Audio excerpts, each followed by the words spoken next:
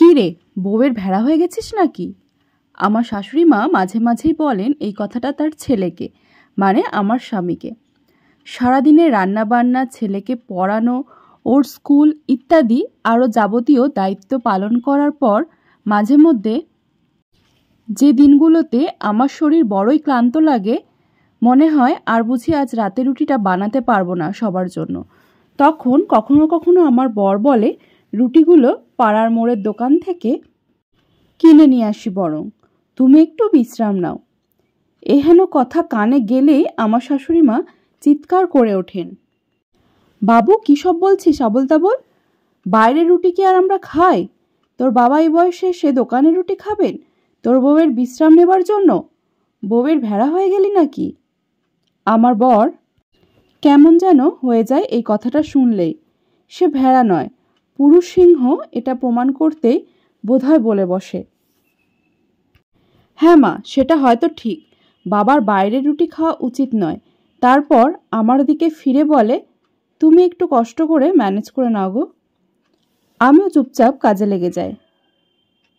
কিছু উত্তর না দিয়ে বাড়িতে অশান্তি বাড়াতে আর ভালো লাগে না। আমার বাপের বাড়ির কোনো প্রয়োজনে যখন সে সাহায্যের হাত বাড়াতে চায়, পাশে থাকতে চায়, বৃদ্ধ শ্বশুর শাশুড়ির পাশে, তখনও সেটা ভালো চোখে দেখেন না আমার শাশুড়ি। শ্লেষ ভরা গলায় বলেন, শ্বশুরবাড়ি চাকর হয়ে গেলি যে, নিজের ব্যক্তিত্ব খুইয়ে বসিস না। আমার বর আবার কেমন যেন বদলে যায়।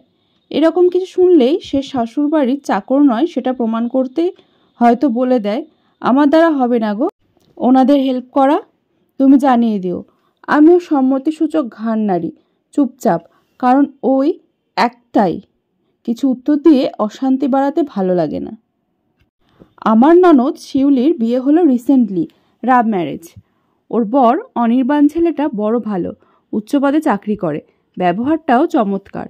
সেদিন দিরাগমনে এসেছিল ওরা। যখন ওরা চলে যাচ্ছিল, আমার শ্বশুর শাশুড়ি অনির্বাণকে বলল, বাবা আমাদের মেয়েটাকে দেখো, সবসময় ওর পাশে থেকো, ওকে কখনো কষ্ট পেতে দিও না। অনির্বাণ হেসে বলল, আমি সবসময় শিউলির পাশেই আছি আর পাশেই থাকবো। আমার মায়ের আপত্তি থাকা সত্ত্বেও এই বাড়িতে জোর করে রান্নার লোক রাখলাম, যাতে শিউলির ওপর কোনো চাপ না পড়ে, ওর যাতে কোনো কষ্ট না হয়, সেটা তো আমি দেখব।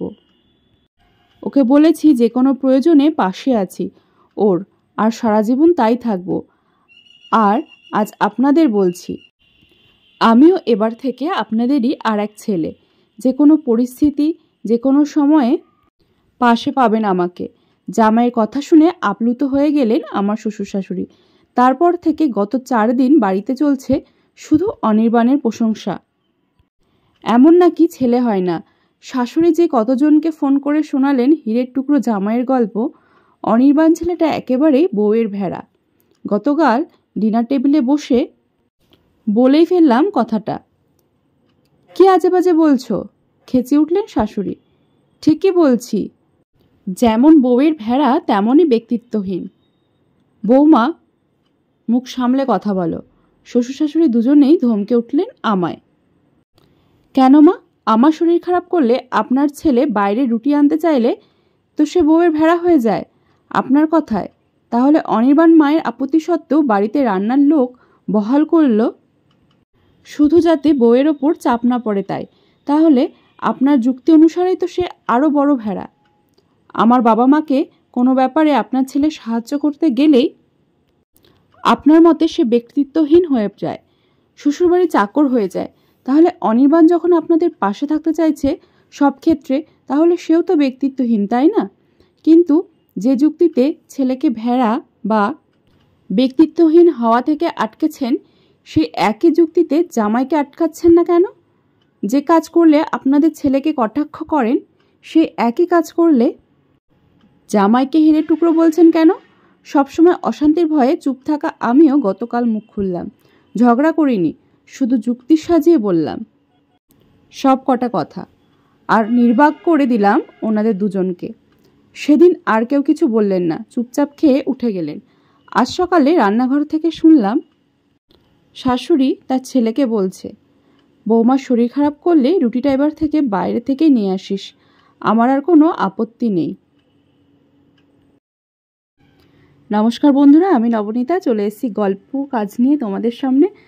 তো সুন্দর একটা যুক্তিসম্পূর্ণ কথা তোমাদের সাথে শেয়ার করছি, যেটা আমারও খুব ভালো লেগেছে পড়ে, তাই ভাবলাম তোমাদের সাথেও একটু শেয়ার করি। অ্যাকচুয়ালি প্রত্যেক সংসারেরই এই একই রকম ব্যাপার স্যাপার থেকেই থাকে একটু আধটু। তো যাই হোক, তোমাদের সাথে গল্পে গল্পে আমার কাজবাজ সমস্তটাই সারা হয়ে গেছে। তো আমি এখন ঘরে এসে একটু বসেছি, আর সোনার কাণ্ড কারখানা দেখো, ও পড়তে বসেছে না ঘুমিয়ে আছে বোঝা বড় মুশকিল। তো যাই হোক বন্ধুরা, চলো আজকে সারাদিনটা তোমাদের সাথে শেয়ার করলাম। তো আজকে এইটুকুই থাক, পরের দিন আবার নেক্সট ব্লগে দেখা হয়ে যাবে। আমি এবার একটু বসে রেস্ট নেব। আর এখন ঘড়িতে 11:15 বাজে। তো প্রতিদিনের মতো ঠিক টাইমে আমার রান্নাবান্না সমস্ত কাজ কমপ্লিট হয়ে গেছে। তো একটু বসে নেব, তারপর আবার প্রচুর কাজ আছে বাড়িতে, যেহেতু মিস্ত্রির কাজ চলছে। তো মিস্ত্রিরা চলে গেলে আবার ঘর ঝাড় দেওয়া, মোছামুছি। তো চলো আজকে এইটুকুই থাক, দেখা হয়ে যাবে আবার পরের দিন।